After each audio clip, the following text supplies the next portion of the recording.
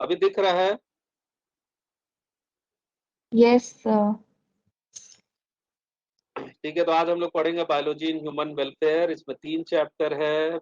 Chapter 8 is human health and disease, chapter 9 is strategies for enhancement in food production, and chapter 10 is microbes in human welfare. ठीक है, तो पहला chapter देखते हैं। Biology is the youngest of formalized disciplines of natural science. Progress in physics and chemistry proceeded much faster than in biology. ठीक है, तो physics और केमिस्ट्री में जो प्रोग्रेस था वो काफी आसान था बायोलॉजी की तुलना में। Applications of physics and chemistry in our daily life also have a higher visibility than those of biology. ये बात भी सही है। जितना भी गैजेट्स आप देख रहे हैं सब फिजिक्स या केमिस्ट्री की मदद से ही बना हुआ है। बायोलॉजी का एप्लीकेशन दिखता नहीं है। ठीक है, however 20th century and certainly 21st century has demonstrated the utility of biological knowledge in furthering human welfare, be it health sector or agriculture।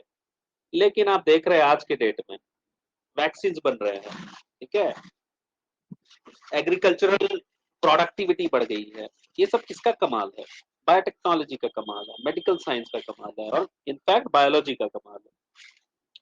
The discovery of antibiotics, ठीक है, एंटीबायोटिक्स, फिर synthetic plant derived drugs, anaesthesia, they have changed medical practice on one hand and human health on the other hand।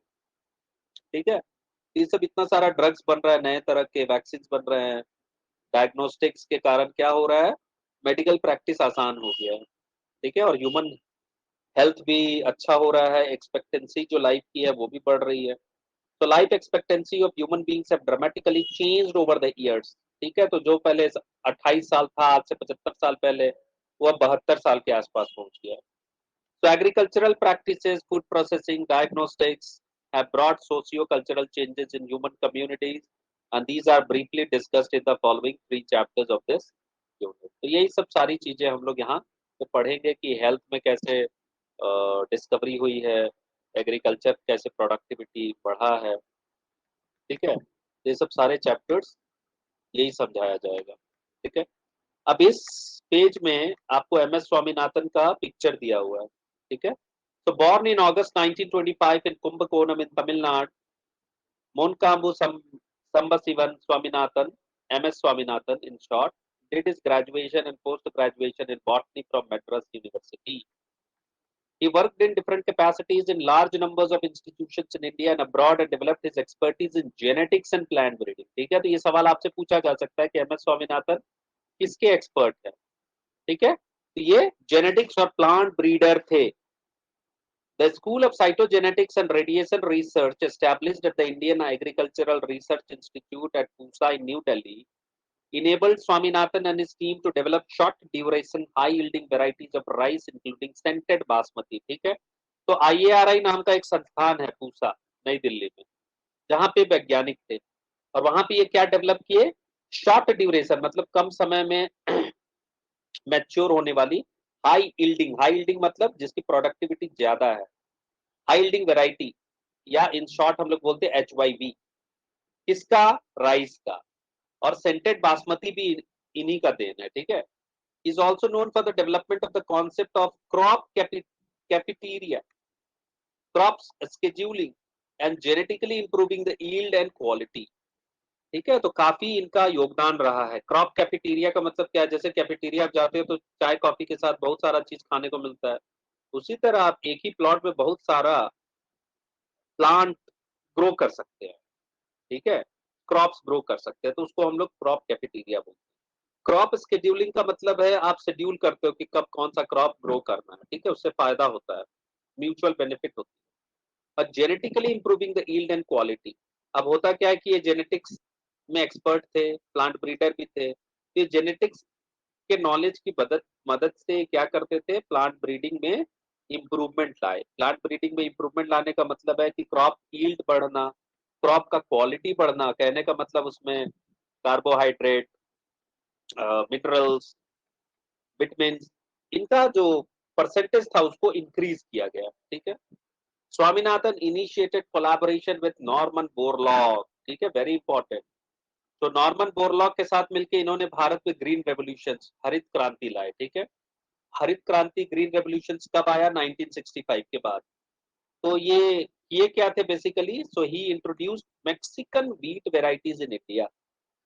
तो Norman Borlaug सिमेट में काम किया करते थे, ठीक है। सिमेट मेक्सिको का व्हीट रिसर्च सेंटर है, बहुत बड़ा, ठीक है, वर्ल्ड में। और इनको नोबेल प्राइज भी मिला है पीस के लिए, नॉर्मन बोरलॉग को। तो उनके साथ मिलकर ये भारत में ग्रीन रेवोल्यूशन लाए, ताकि जो प्रोडक्टिविटी है व्हीट राइस की बढ़ जाए। This was highly recognized and appreciated. He is also the initiator of Lab to Land, Food Security and several other environmental programs. ठीक है, तो ये काफी इंपॉर्टेंट है। जो चीज आप लैब में कर रहे हैं वो लोगों तक पहुंचना चाहिए, तो उसको हम लोग बोलते हैं lab to land concept. Food जब ज्यादा मात्रा में ग्रो होगा तो उसको बोलेंगे फूड सिक्योरिटी, क्योंकि लोगों को भोजन मिलेगा। और बहुत सारे एनवायरमेंटल प्रोग्राम भी ये किए होंगे। So he has been honored with Padma Bhushan, several other prestigious awards, medals, fellowship by institutions of excellence, both in India and abroad. ठीक है, तो ये काफी इंपॉर्टेंट साइंटिस्ट हैं एग्रीकल्चरल फील्ड के लिए। ठीक है, तो यहाँ पे आप याद रखिए MS स्वामीनाथन को।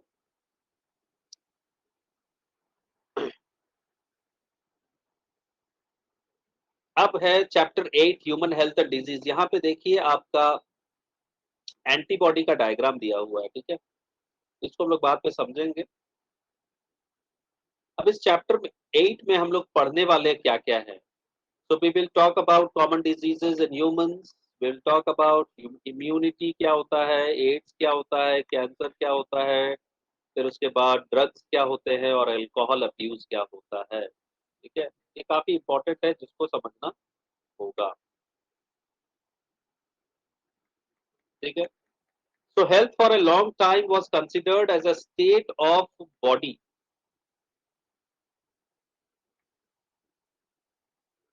ठीक है, and mind where there was balance of certain humors। ठीक है, तो कहने का मतलब हेल्थ बेसिकली है क्या? State of body and mind है। ठीक है, मतलब बॉडी किस तरीके से फंक्शन कर रहा है, माइंड किस तरीके से फंक्शन कर रहा है, और बैलेंस होना चाहिए।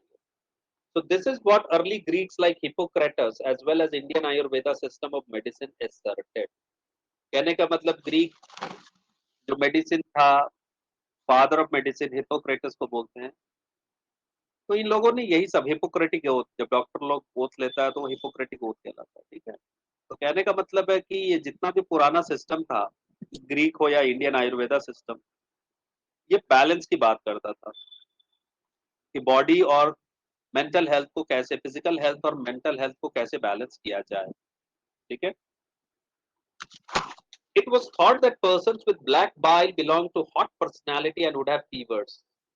अब ये पुराने सिस्टम में हम लोग ये समझते हैं कि जिनका पित्त ब्लैक बाइल मतलब ब्लैक बाइल एक क्राइटेरिया है। ठीक है, मतलब जिनमें ये पाया जा रहा है वो ज्यादा गर्म दिमाग के हैं। ठीक है, और उनका बदन क्या होगा, हमेशा फीवर टाइप लगेगा, फीवरिश दिखेगा, हाँ, छूने पे प्रतीत होगा। This idea was arrived at by pure reflective thought. Pure reflective thought का मतलब होता है कि आप सोच रहे हो कि ऐसा होना चाहिए, total theoretical point of view.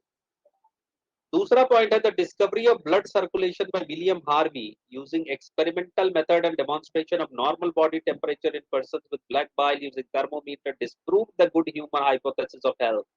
अब ये ब्लैक बाइल जो है ह्यूमर्स ज्यादा बढ़ गया तो वो आदमी गर्म दिमाग का है, मतलब गुस्सैल है। इस आइडिया को किसने रिफ्यूट किया? तो विलियम हार्वे। विलियम हार्वे क्या कर रहा है, आपका ब्लड सर्कुलेशन को डिस्कवर किया बॉडी में। ठीक है, काट छाट के देगा, एक्सपेरिमेंटल मेथड मतलब वो सर्जिकल मेथड चेक किया, और उसके बाद वो डेमोन्स्ट्रेट किया कि जो पर्सन है जिनमें कह रहे हैं कि वो ब्लैक बाइल है उनमें, तो उनमें नॉर्मल बॉडी टेम्परेचर होता है। बॉडी टेम्परेचर ऐसा नहीं है कि 2 डिग्री उनका ज्यादा है। ठीक है, तो थर्मोमीटर जब आया बाजार में तो उसे चेक करके देखा गया क्या उनका टेम्परेचर ज्यादा है कि कम है। तो पाया कि वो नॉर्मल जितना टेम्परेचर होता है 98.4 डिग्री फ़ारेनहाइट उतना ही है। ठीक है, तो ये जो हाइपोथेसिस था ब्लैक बाइल वाला, ये डिसअप्रूव हो गया। So in later years, biology stated that mind influences through neural system and endocrine system our immune system and that our immune system maintains our health. लेकिन बाद में रिसर्च से क्या पता चलता है कि जो दिमाग है वो आपके हेल्थ को इन्फ्लुएंस करता है, ठीक है? कैसे? तो नर्वस सिस्टम और एंडोक्राइन सिस्टम से। तो 11th क्लास में पढ़े थे, लास्ट चैप्टर यही था, न्यूरो एंडोक्राइन सिस्टम, ठीक है? Hormonal system, nervous system. इसकी मदद से वो इम्यून सिस्टम को इन्फ्लुएंस करेगा और इम्यून सिस्टम फिर बहुत सारे सेल्स प्रोड्यूस करेंगे जो कि एज सोल्जर्स काम करेंगे और आपके हेल्थ को मेंटेन करेंगे। तो ओवरऑल देखा जाए तो हेल्थ का रेगुलेशन जो है वो माइंड इन्फ्लुएंस करता है। तो अगर आप बोलिएगा कि हम ठीक है तो आप ठीक, अगर आप बोलिएगा बीमार पड़ गए तो आप बीमार पड़ जाइएगा, अगर आप बीमार नहीं पड़े हो तो।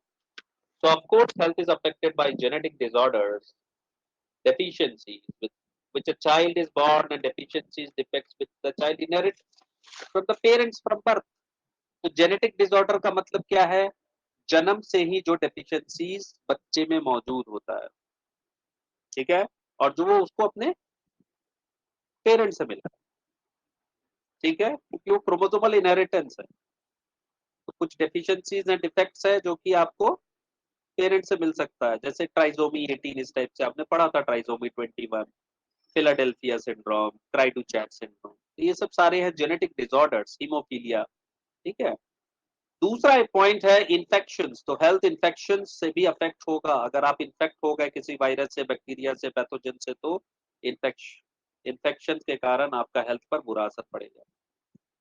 तीसरा पॉइंट बताता है कि लाइफस्टाइल, जैसे कि कैसा खाना खा रहे हैं, पानी कैसा पी रहे हैं, रेस्ट कितना मिल रहा है, रात को सोते हो कि नहीं, एक्सरसाइज करते हो कि नहीं, ये सब जो हैबिट है छोटा मोटा, जो पॉजिटिव हैबिट होना चाहिए वो अगर नहीं है, नेगेटिव हैबिट ज्यादा है, तो उससे भी हेल्थ पर असर पड़ेगा। ड्रग्स ले रहे हैं, सिगरेट पी रहे हैं, उसके बाद दारू पी रहे हैं, ठीक है? तो उससे भी हेल्थ पे असर पड़ेगा, ठीक है? तो ये बेसिकली 3 पॉइंट है आपके पास, जेनेटिक डिसऑर्डर्स, इन्फेक्शंस और लाइफस्टाइल, जो कि हेल्थ को इन्फ्लुएंस करता है। The term health is very frequently used by everybody, ठीक है? आप हेल्थ, स्वास्थ्य बहुत कॉमन शब्द है, लेकिन आप इसको डिफाइन कैसे करिएगा? How do we define it? तो health does not simply mean that it is absence of disease और फिजिकल फिटनेस। अगर बीमारी नहीं है तो उसको हम हेल्थ नहीं कह सकते।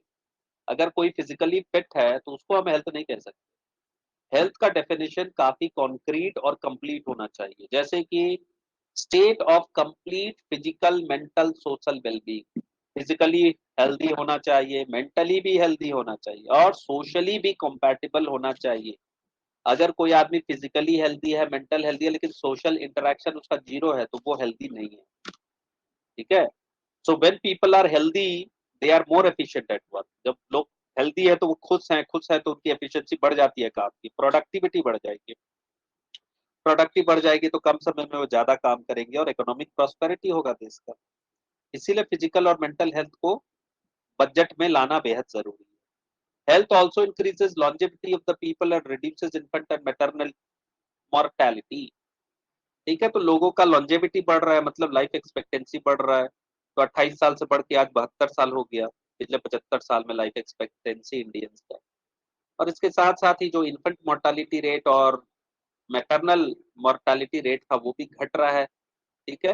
क्योंकि हेल्थ फैसिलिटीज बढ़ रहा है, डायग्नोस्टिक्स बढ़ रहा है। Balance diet, personal hygiene, regular exercise are very important to maintain good health. आपको खाना अच्छा खाना चाहिए, पर्सनल हाइजीन मतलब साफ सुथरा रहना चाहिए, नहाना धोना चाहिए, ठीक है? ख्याल रखना चाहिए, रेगुलर एक्सरसाइज करना चाहिए, घूमना फिरना चाहिए, ठीक है? Yoga has also been practice in times immemorial to achieve physical and mental health.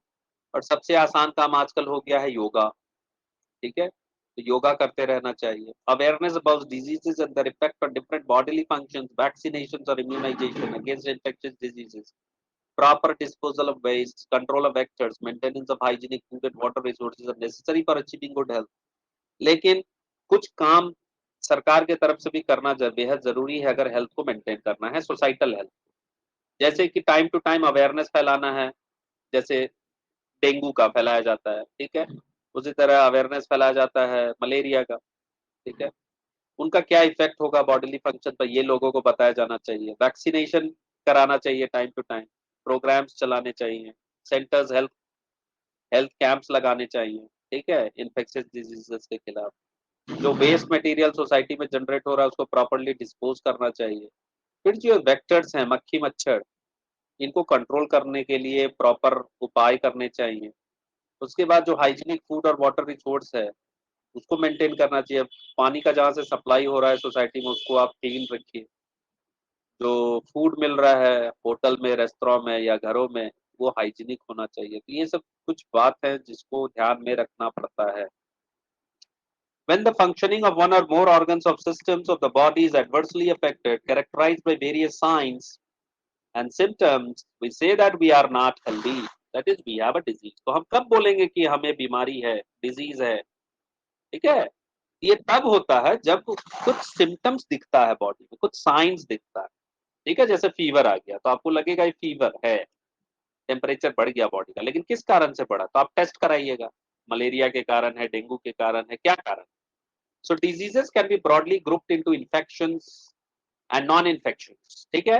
Infectious और non-infectious दो तरह का डिजीज हो सकता है। इन्फेक्शियस डिजीजेस का मतलब होता है जो एक पर्सन से दूसरे पर्सन पे ट्रांसमिट हो सके, ठीक है? So diseases which are easily transmitted from one person to another are called infectious diseases, ठीक है? So these are very very common.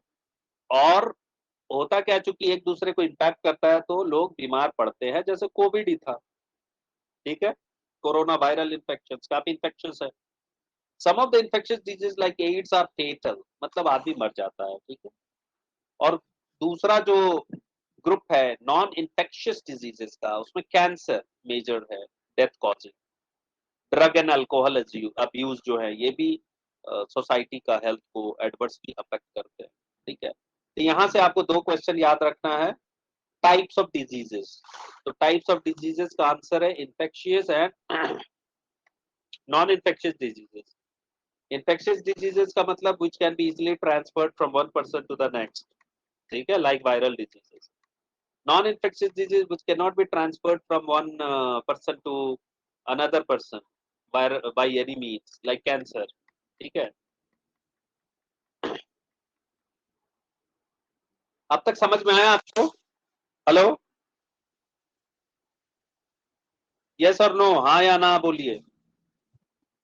Yes, sir. Okay, बीच बीच में हाँ ना बोलते चलिएगा, ठीक है? नेक्स्ट पॉइंट है common diseases in humans. A wide range of organisms belonging to bacteria, viruses, fungi, protozoans, and helminths, etc., could cause diseases in man. Such disease-causing organisms are referred to as pathogens. तो pathogen का मतलब क्या है? Pathogen का मतलब है वैसे micro organism जो कि डिजीज कॉज कर सकते हैं, जैसे bacteria, virus, fungus, protozoa, helminths. तो ये पांच आपको दिख रहे हैं, पांचों याद होना चाहिए आपको। Most parasites are therefore pathogens as they cause harm to the host by living in or on them. ये आपको पहले भी पढ़ाया जा चुका है कि जो पैरासाइट्स होते हैं वो दो तरह के होते हैं। एक्टोपैरासाइट जो होस्ट के ऊपर रहते हैं और एंडोपैरासाइट जो होस्ट के शरीर के अंदर रहते हैं और न्यूट्रिशन डिराइव करते हैं। तो पैथोजन भी क्या है? They are basically parasites. So the pathogen can enter our body by various means, multiply and interfere with normal vital activities, resulting in morphological and functional damage. तो पैथोजन का काम क्या है? हमारे शरीर के अंदर घुसेंगे, चाहे कहीं से भी घुसे, ठीक है? मल्टीप्लाई करेंगे, फिर इंटरफियर करेंगे नॉर्मल वाइटल एक्टिविटीज जो भी है, जैसे सांस लेने में दिक्कत होने लगता है, तो क्यों होता है? क्योंकि वो इंटरफियर कर रहा है, ठीक है? और उसके बाद मॉर्फोलॉजिकल और फंक्शनल डैमेज कॉज करते हैं, सेल्स का डैमेज होगा, ठीक है? सेल ठीक से फंक्शन नहीं कर पाएगा। So pathogens have to adapt to life within the environment of the host. Very important point. क्योंकि ये एवोल्यूशनरी मैकेनिज्म है जिससे कि पैथोजन क्या करता है, शरीर के अंदर रहने की क्षमता डेवलप करता है। क्योंकि शरीर में रह पाना पैथोजन के लिए आसान नहीं है, क्योंकि एसिडिक एनवायरनमेंट होता है, तो उससे वो क्या करेगा? अडेप्ट करेगा खुद को। For example the pathogens that enter the gut must know a way of surviving in the stomach at low pH and resisting the various digestive enzymes. समझ में आई बात? तो पैथोजन जो गट में सर्वाइव कर रहे हैं वहां उनको एडवर्स एनवायरनमेंट मिलेगा, एसिडिक एसिडिक एनवायरनमेंट है, लो पीएच है, प्लस बहुत सारे डाइजेस्टिव एंजाइम सीक्रेट हो रहे हैं जो कि उनको किल कर सकते हैं, ठीक है? So few representative members from different groups of pathogenic organisms are discussed here along with the diseases caused by them. Preventive and control measures against the disease in general are also briefly described. Preventive का मतलब होता है बीमारी होने के पहले, ठीक है। कंट्रोल मेजर का मतलब होता है बीमारी होने के बाद। अंतर समझिए, आप बीमारी नहीं होने देना चाहते हैं तो आप प्रिवेंशन कीजिएगा, और कंट्रोल तब होता है जब बीमारी हो गई और अब आपको कंट्रोल करना है, ठीक है। तो यहाँ पे कुछ एलिमेंट्स का नाम है, उसी को हम लोग सीखेंगे कि एक्चुअली होता क्या है। जैसे पहला है टाइफॉइड। तो salmonella typhi is a pathogenic bacterium which causes typhoid fever in human beings। तो सबसे पहला सवाल आपसे यही पूछा जाएगा कि टाइफॉइड का पॉजिटिव एजेंट क्या है। तो बैक्टीरियम है, उस बैक्टीरियम का नाम क्या है? साल्मोनेला टाइफी, ठीक है। दूसरा एक साल्मोनेला पाराटाइफी भी होता है जो पाराटाइफॉइड कॉज करता है। So these pathogens generally enter the small intestine through food and water contaminated with them and migrate to other organs through blood। तो ये बॉडी में एंटर कैसे करेंगे, ठीक है। ये खाना जो आप संक्रमित खाना खाते हो, कॉन्टामिनेटेड फूड और वाटर जो आप ठेले पे खाते हो, वहां से ये क्या होता है, ढाबे में खाते हो, वहां से ये क्या होता है, एंटर किया, फिर ये कहाँ गया, स्मॉल इंटेस्टाइन में गया, छोटी आंत, ठीक है। और उसके बाद वो थ्रू आउट बॉडी वो माइग्रेट कर सकता है थ्रू ब्लड, क्योंकि ब्लड एक ट्रांसपोर्टिंग एजेंट है, उसके जरिए वो क्या करेगा, पूरे बॉडी में मूव कर जाएगा। तो सिम्टम्स क्या क्या आपको दिखेंगे? सस्टेन्ड हाई फीवर, आपको लगातार 40 डिग्री 39 डिग्री सेल्सियस के आसपास का फीवर आपको रहेगा। बॉडी वीक हो जाएगा, ठीक है, कमजोरी फील होगी, पेट में लगातार दर्द देगा, कब्जियत की शिकायत होगी, तो stomach pain and constipation, sir दर्द देगा, हेडेक होगा, फिर खाना खाने का मन नहीं करेगा, लॉस ऑफ एपेटाइट। तो these are few common symptoms of typhoid, ठीक है।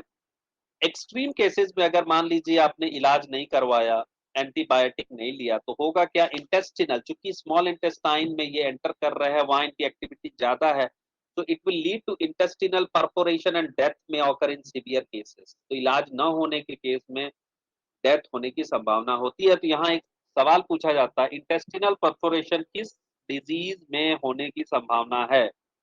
आंसर इज टाइफॉइड, याद रखिए। तो टाइफॉइड फीवर को कंफर्म कैसे करेगा एक डॉक्टर? जब आप डॉक्टर के पास जाइएगा, तो it is confirmed by a test which is referred to as Widal test, ठीक है। तो वो आपको क्या करेगा, वाइडाल टेस्ट रिकमेंड करेगा, और वाइडाल टेस्ट से आपको पता चलेगा कि बॉडी में आपके साल्मोनेला टाइफी है या नहीं। A classic case in medicine, that of Mary Mallon, nicknamed Typhoid Mary, is worth mentioning here. She was a cook by profession and was a typhoid carrier who continued to spread typhoid for several years through the food she prepared। एक कहानी है medicine, ठीक है।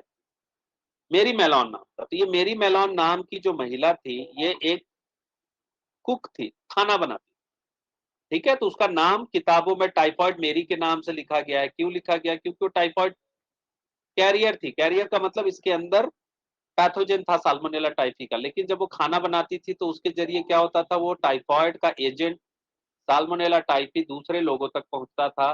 तो continuously year after year वो क्या, typhoid फैलाती रही, ठीक है। दैट्स व्हाई मेरी मेलोन वाज कॉल्ड टाइफॉइड मेरी। तो ये भी सवाल पूछा जा सकता है आपसे, ठीक है। तो ये पहला डिजीज था आपका टाइफॉइड, ठीक है। दूसरा, bacteria like streptococcus pneumoniae and haemophilus influenzae, they are responsible for disease called pneumonia in human. बहुत कॉमन डिजीज है निमोनिया होना, ठीक है। बरसात में भीग गए, निमोनिया हो गया, ठीक है। कोरोना में भी देख रहे थे, कॉमन केस था, निमोनिया हो रहा था।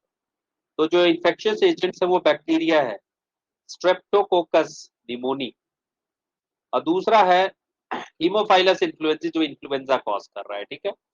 सो they infect the alveoli of the lungs. ये किसको इन्फेक्ट करते हैं? एल्वियोलस। तो लंग को इन्फेक्ट कर रहे हैं आपका। What is alveoli? आप पढ़े थे एयर फिल्ड सैक्स। तो इसको इन्फेक्ट कर रहे हैं। As a result of infection होता क्या है, alveoli get filled with the fluid leading to severe problems in respiration. आपके एल्वियोलर सैक्स में फ्लूइड भर जाएगा और उसके कारण सांस लेने में दिक्कत होगी। तो सिम्टम्स क्या है निमोनिया के? फीवर आना,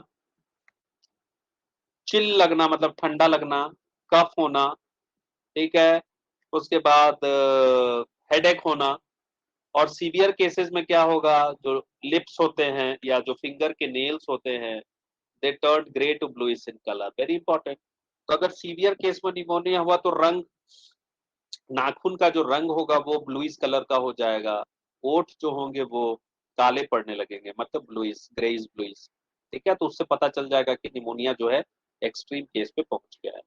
A healthy person acquires the infection by inhaling the droplets and aerosols released by an infected person, or even by sharing the glasses and utensils with an infected person. तो ये फैलता कैसे है? ठीक है, infectious है।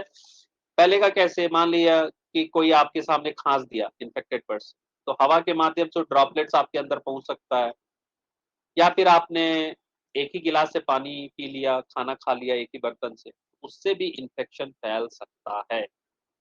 ठीक है। Apart from typhoid and pneumonia, there are many other bacterial diseases जैसे कि dysentery। ठीक है, तो डिसेंट्री हो सकता है, फिर प्लेग हो सकता है, फिर डिप्थीरिया हो सकता है। So these are some other मतलब बैक्टीरियल डिजीजेस। ठीक है, तो प्लेग का साइंटिफिक एजेंट जो है, कॉजेटिव एजेंट का नाम पूछा जाता है, पास्चुरेला पेस्टिस बोलते हैं उसको। ठीक है, पास्चुरेला पेस्टिस। ठीक है, और डिसेंट्री जो होगा वो बहुत सारा ऑर्गेनिजम्स कॉज कर सकता है। ठीक है, जैसे एंट्रोकोकस हो गया या एस्चेरिचिया हो गया, ये कॉज कर सकते हैं। ठीक है, डिप्थीरिया जो है ये भी एक बैक्टीरियल एजेंट कॉज करेगा आपका। ठीक है, अब इसके बाद बैक्टीरियल लिस्ट आपको मिल जाएगा, 10-12 डिजीजेज हैं जो कि याद होने चाहिए। अब चलते हैं वायरस की ओर। So many viruses also cause diseases in human beings. Corona virus सब पीड़ित थे, वो क्या है? वायरस ही है, राइनोवायरसेस। So rhinoviruses are one such group of viruses which cause one of the most infectious human ailments, that is common cold. ये जो ठंड के समय में आपको सर्दी खांसी बुखार होता है, ये किस कारण होता है? राइनोवायरसेस के कारण होता है। तो काफी कॉमन है ये वायरस। तो ये वायरस, कॉमन कोल्ड वायरस जो है, rhinoviruses, they infect the nose and the respiratory passage. ठीक है, तो ये लंग को इन्फेक्ट नहीं करते हैं, याद रखिए। ठीक है, नॉट द लंग्स। तो सिर्फ ये ऊपरी वाले हिस्से को अफेक्ट कर रहे हैं, नोज एंड रेस्पिरेटरी पैसेज, उसके नीचे नहीं। लेकिन निमोनिया में क्या हो रहा है? आपका लंग इन्फेक्टेड हो जा रहा है। ठीक है, तो ये कॉमन कोल्ड निमोनिया में तब्दील हो सकता है आपका। तो the common cold is characterised by nasal congestion, आपका नाक क्या हो जाएगा? जाम हो जाएगा। उसके बाद डिस्चार्ज। ठीक है, तो फ्लूइड डिस्चार्ज होता है नाक से। उसके बाद आपका गला जो है वो भारी हो जाएगा, सोर थ्रोट। ठीक है, होर्सनेस होगा, आवाज नहीं निकलेगी, कफ होगा, हेडेक होगा, और आपको टायर्डनेस फील होगा। ठीक है, और ये लगभग 3 से 7 दिन तक चलता है, और उसके बाद ये खत्म हो जाता है। ठीक है, तो काफी कॉमन कोल्ड है और इसका कोई इलाज भी नहीं।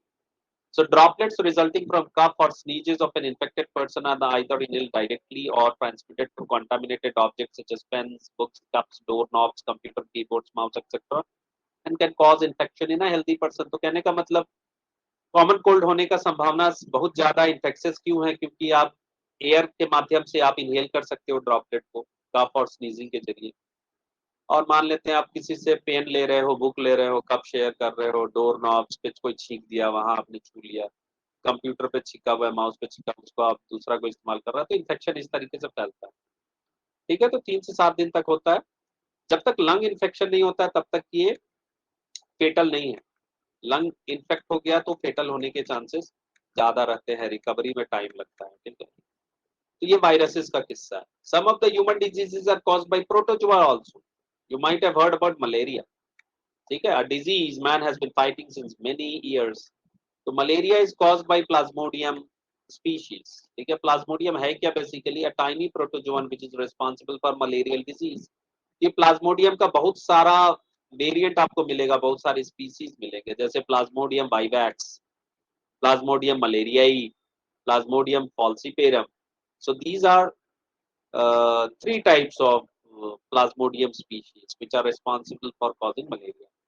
Of these, malignant malaria caused by plasmodium falciparum is the most serious one and can be fatal. तो इसमें से सबसे खतरनाक कौन है? तो प्लाज्मोडियम फॉल्सिपेरम। क्यों? ये मलिग्नेंट मलेरिया कॉज करता है। तो ये पूछते हैं मोस्ट फेटल प्लाज्मोडियम स्पीशीज। तो answer is plasmodium falciparum causing malignant malaria. But सवाल यहाँ तक खत्म नहीं होता है, मलेरिया का लाइफ साइकिल भी इंपॉर्टेंट है जो कि आपको समझना है। So let us take a look at a glance life of the life cycle of plasmodium. Plasmodium enters the human body as sporozoites. तो कैसे वो एंटर करेगा?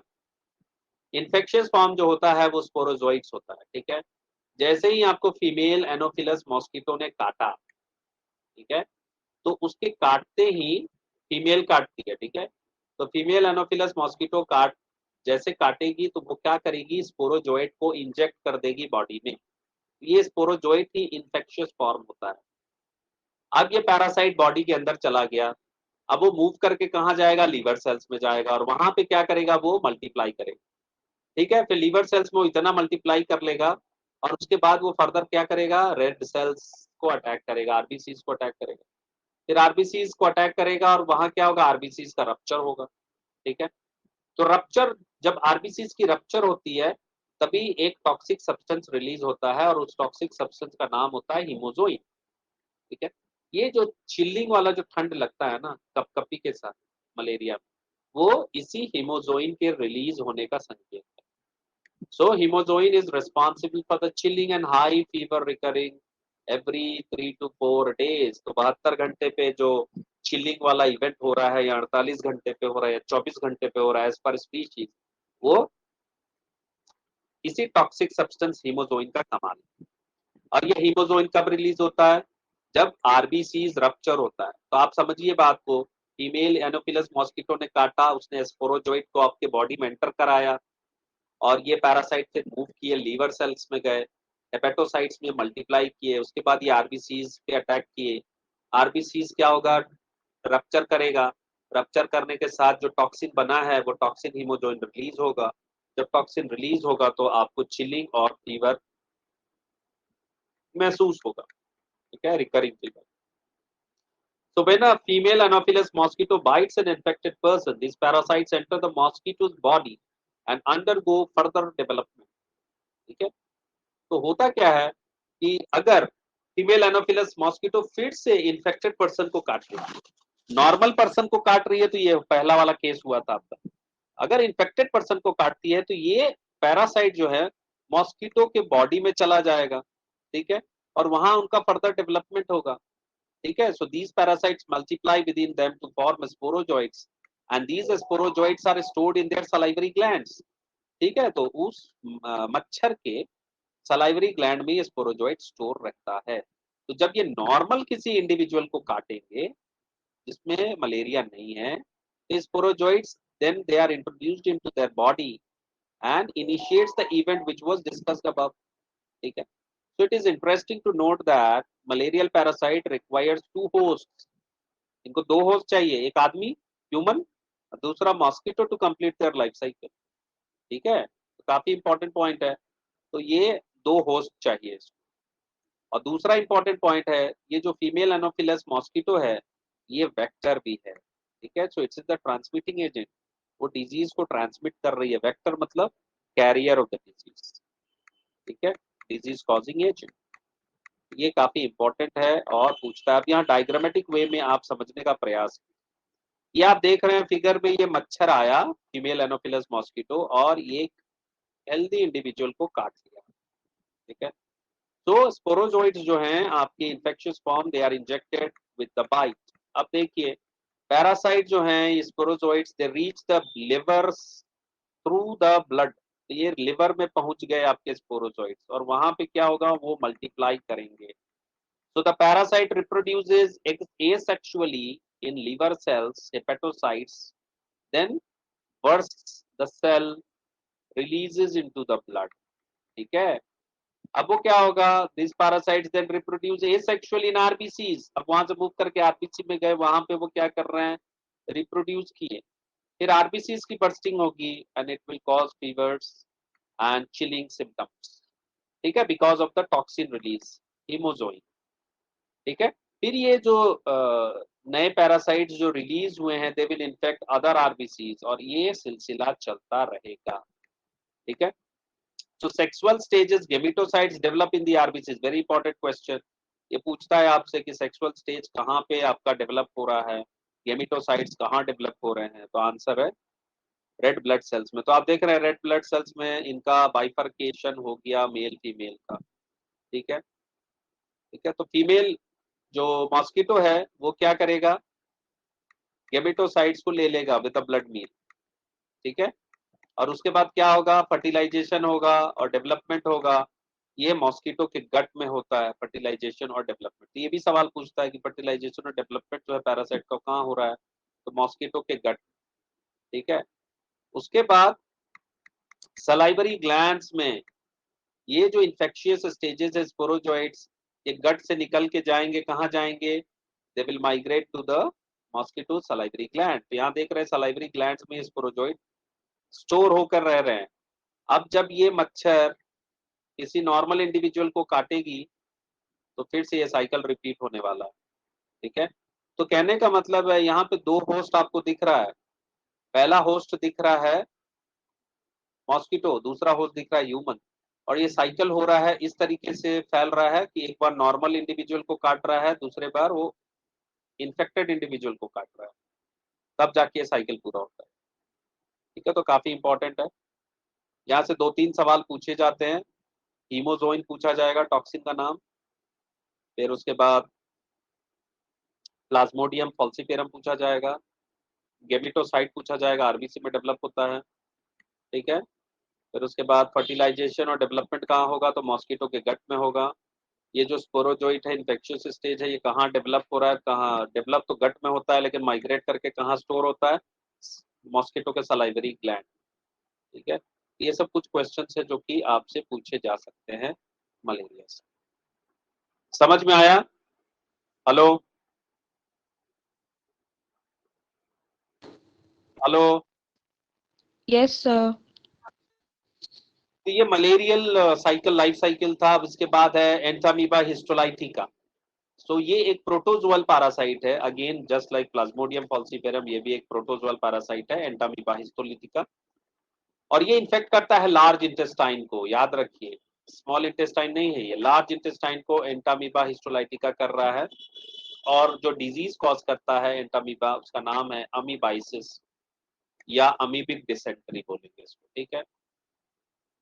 तो सिम्टम्स क्या है अमीबिक डिसेंट्री का, कॉन्स्टिपेशन होना, कॉन्स्टिपेशन मतलब कब्जियत। ठीक है। एब्डोमिनल पेन होगा, क्रैम्प होगा, काफी दर्द देगा, और स्टूल जो होगा वो ब्लड का थक्का भी निकल सकता है, ब्लड क्लॉट, म्यूकस निकलता है। ठीक है। जिसको कॉमन सिम्टम। ठीक है। तो अगर ऐसा है तो वो अमीबिक डिसेंट्री का है। So houseflies, they act as mechanical carriers and serve to transmit the parasite from fecus of the infected persons to food and food product। तो ये जो घर की जो मक्खियां होती हैं, ये वेक्टर का काम करती हैं अमीबिक डिसेंट्री एंटामीबा हिस्टोलाइटिका को एक जगह से दूसरी जगह पे ले जाएंगे। तो जो इन्फेक्टेड पर्सन है उसके फेकिस से वो एजेंट को पिकअप करेगा और फिर वो इधर उधर फैलाएंगे। ठीक है। तो मक्खियों से दूर रहिए तो ये डिजीज नहीं होगा। So drinking water and food contaminated by the fecal matter are the main source of infection. So very important, खाने को ढक के रखिए, पानी को ढक के रखिए और मक्खियों से निजात पाइए, तो आप इस डिजीज से बच सकते हैं। नेक्स्ट है आपका ascaris, the common round worm. ठीक है। तो ये हेलमेंस हैं आपके। ठीक है। And wuchereria the filarial worm, another helminths. ये दोनों है आपके एस्केरिस कॉमन राउंड वर्म और wuchereria filarial worm. These are some of the helminths which are known to be pathogenic parasitic to man. Ascaris is an intestinal parasite which causes ascariasis। ठीक है। तो ये ascaris जो है ये आपके intestine को अफेक्ट करता है और disease is called ascariasis। Symptoms क्या है, तो ब्लीडिंग होगी इंटरनली, मस्कुलर पेन होगा, फीवर होगा, अनीमिया होगा and blockage of the intestinal passage. ठीक है। तो ये सब जो सिम्टम्स है ये याद रखना चाहिए क्योंकि सिम्टम दे देगा और पूछेगा डिजीज क्या है। ठीक है। तो आपको याद होना चाहिए। The eggs of the parasite are excreted along with the feces of infected persons which contaminated soil, water, plants, etc. ठीक है, तो ये पैरासाइट के जो अंडे होते हैं, ये जो इन्फेक्टेड पर्सन स्टूल पास कर रहा है तो उसके फेकेस से ये एक्सक्रीट होंगे, ठीक है। और अगर मान लीजिए खेत में जा रहा है वो आदमी, तो वो कंटामिनेट करेगा सॉइल को, वाटर को, प्लांट को, ठीक है। फिर हेल्दी पर्सन क्या करेगा, इन्फेक्शन को पिकअप करता है, क्या, क्योंकि खेतों में आपका वेजिटेबल और फ्रूट ग्रो हो रहा है, तो वहां से भी पिकअप कर सकता है, ठीक है। तो एस्कैरियासिस का कॉमन मोड है, खेतों से आपके घर तक ये बीमारी पहुंच सकती है। दूसरा जो हेलमिंथ है वो है उचरेरिया बैनक्रॉफ्टी एंड उचरेरिया मलाई, very important examination point of view, ठीक है। So these filarial worms cause a slowly developing chronic inflammation of the organs in which they live for many years, usually lymphatic vessels of the lower limbs, and cause the disease which is called filariasis or elephantiasis, ठीक है। तो उचरेरिया बैनक्राफ्टिया मलाई जो है ये क्या करता है, धीरे धीरे ग्रो करेगा, 10 साल 12 साल लगेगा इसको।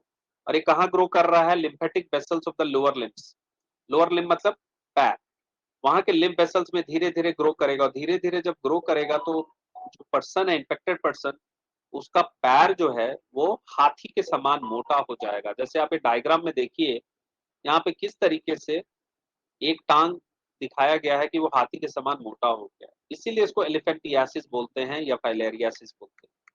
अब होता क्या है कि जब ये इन्फेक्शन फैल रहा है लिम्फेटिक वेसल्स के कारण, तो जिनाइटल ऑर्गन्स भी अफेक्ट हो सकते हैं। चूंकि आपका लोअर लिम्ब अफेक्ट हो रहा है तो जिनाइटल ऑर्गन के अफेक्टेड होने की संभावना काफी ज्यादा है, वो डिफॉर्म।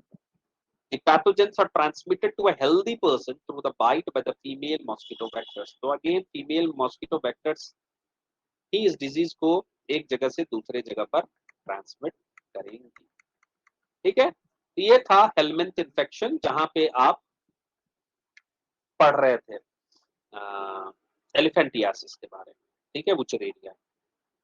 अब फंगस की ओर चलते हैं। तो many fungi belonging to the genera microsporum trichophyton epidermophyton are responsible for ringworms, which is one of the most common infectious diseases in man, ठीक है। तो आप देखे होंगे ये फिगर 8.3 में, आप देखिए diagram shows ringworm affected area of the skin. तो इस तरह का स्किन क्या होता है आपका, ड्राई स्केली लीजियंस डेवलप हो जाते हैं नेल्स में, स्किन पे, स्कैल्प पे, ठीक है। तो ये सब सिम्टम है, आप देख रहे हैं यहाँ पर, ठीक है, फिगर। तो ये कौन फंगी कॉज करता है, तो जो जीनस रेस्पॉन्सिबल है वो है ट्राइकोफाइटन, एपिडर्मोफाइटन और माइक्रोस्पोरम, ठीक है। तो these lesions they are accompanied by intense itching। अब ये जहाँ डेवलप होगा तो आपको काफी खुजली होगी, क्योंकि फंगल डिजीजेस का एक ये है जहाँ पे भी ग्रो होंगे वहां पे खुजली होगा। और इनका जो ग्रोथ होता है वो हीट एंड मॉइस्चर के कारण होता है, ठीक है। तो हीट एंड मॉइस्चर जहाँ रहेगा, टेम्परेचर ज्यादा रहेगा, मॉइस्चर ज्यादा रहेगा, वहाँ ये आसानी से ग्रो कर सकते हैं। तो जहाँ पे भी स्किन की फोल्डिंग होगी, जैसे ग्रोइन एरिया में या टोज के बीच में या फिर शोल्डर्स जॉइंट्स के पास, तो कहने का मतलब है कि वहां पर हीट और मॉइस्चर इनको मिल रहा है, फेवरेबल एनवायरनमेंट मिल रहा है, तो फंगी ग्रो करेंगे, ठीक है। अब मान लेते हैं कोई एक आदमी दूसरे का टॉवल इस्तेमाल कर रहा है, कपड़ा पहन रहा है या कॉम्ब इस्तेमाल कर रहा है और उसको सर में ये बीमारी है, तो वो ट्रांसफर हो सकता है एक दूसरे को। तो ये भी एक तरह से इन्फेक्शन ट्रांसफर हो सकता है, सॉइल से हो सकता है, यूजिंग टॉवल, क्लोथ और comb. So maintenance of personal and public hygiene is very important for prevention and control of many infectious diseases. तो आदमी को पर्सनल हाइजीन पे ध्यान देना है, प्लस सरकार को पब्लिक हाइजीन पे ध्यान देना है। तो measures for personal hygiene keeps the body clean, नहाइए धोइए, बॉडी क्लीन रखिए। Consume clean drinking water, food, vegetable and fruits, ये भी एक इम्पॉर्टेंट पॉइंट है जो कि आपको याद रखना है, ठीक है। उसके बाद public hygiene includes proper disposal of waste and excreta, ठीक है। Periodic cleaning and disinfection of water reservoirs, जहां से पानी सप्लाई होता है पब्लिक को वो साफ सुथरा होना चाहिए, ठीक है। गाड़ी वाला आया घर से कचरा उठा, तो कचरा उठाना जरूरी है, लेकिन कचरा को डिस्पोजल कहाँ हो रहा है ये भी ध्यान देने की बात है। पूल्स जो है, स्विमिंग पूल्स जो है, टैंक्स जो हैं, सेस पूल्स जो हैं, घाट जो है, वो सब का सफाई होना चाहिए। And observe standard practices of hygiene in public catering, जहाँ पे पब्लिक को खाना दिया जा रहा है, लंगर लग रहा है, वो सब साफ सुथरा होना चाहिए। So these measures are particularly essential when the infectious agents are transmitted through food and water, such as typhoid, amoebiasis and ascariasis, जो अभी हम लोगों ने पढ़ा, तो ये contaminated food and water के जरिए लोगों तक पहुंचते हैं। सो इन केसेस ऑफ एयरबॉर्न डिजीजेस, ठीक है, तो या तो पैथोजेंस पानी के जरिए जा रहा है, कंटामिनेटेड फूड, वाटर या एयर। तो एयर के जरिए जो डिजीजेज है, जैसे कॉमन कोल्ड है, निमोनिया, उसका भी ख्याल आपको रखना है, क्योंकि जो इन्फेक्टेड पर्सन्स हैं, उनके जो बिलोंगिंग्स हैं, दे शुड बी अवॉइडेड। ठीक है, उनको आप सैनिटाइज करते हो और उनको आप आइसोलेट करते हो, ताकि वो दूसरे के कांटेक्ट में ना आए, जैसे कि कोरोना के केसेस में हो रहा था। For diseases such as malaria and filariasis that are transmitted through insect vectors, the most important measure is to control the or eliminate the vectors and their breeding place. अब जो भी मच्छर से फैल रहा है, मक्खियों से फैल रहा है, तो आप सबसे इम्पोर्टेंट काम ये होता है कि उनका ब्रीडिंग प्लेस को आप डिस्ट्रॉय कर दें। ठीक है, इसीलिए जो नाले होते हैं उनको साफ सुथरा करते रहना चाहिए, किरासन वहां डालते रहना चाहिए, ताकि वो उनके अंडे मर जाए। So this can be achieved by avoiding stagnation of water. पानी को जमा ना होने दिया जाए, पहली बात। In and around residential areas, regular cleaning of household coolers, cooler में पानी जमता है, मॉस्किटो नेट का इस्तेमाल कीजिए। और very important, introduce fishes like gambusia in ponds that feed on mosquito larvae. ठीक है, ये पूछता है एग्जाम कि कौन सा फिश जो कि मॉस्किटो के अंडों को खाना बनाता है। ठीक है, तो आंसर इज गंबूजिया, याद रखिए इसको। फिर उसके बाद आपको नदी नालों में इंसेक्टिसाइड डालना पड़ेगा, जहाँ पे पानी जम रहा है, ड्रेनेज एरिया, स्वॉम्प्स, ताकि मॉस्किटोज पैदा ना हो।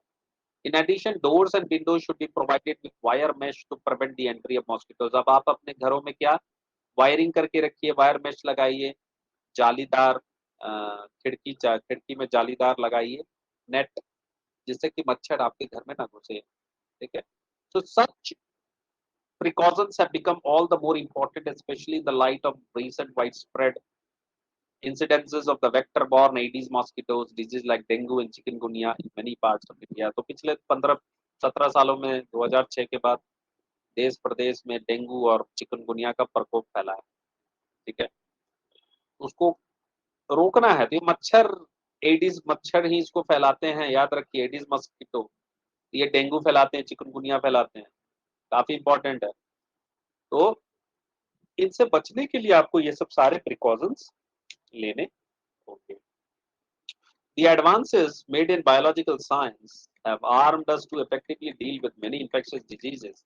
The use of vaccines and immunization programs have enabled us to completely eradicate a deadly disease called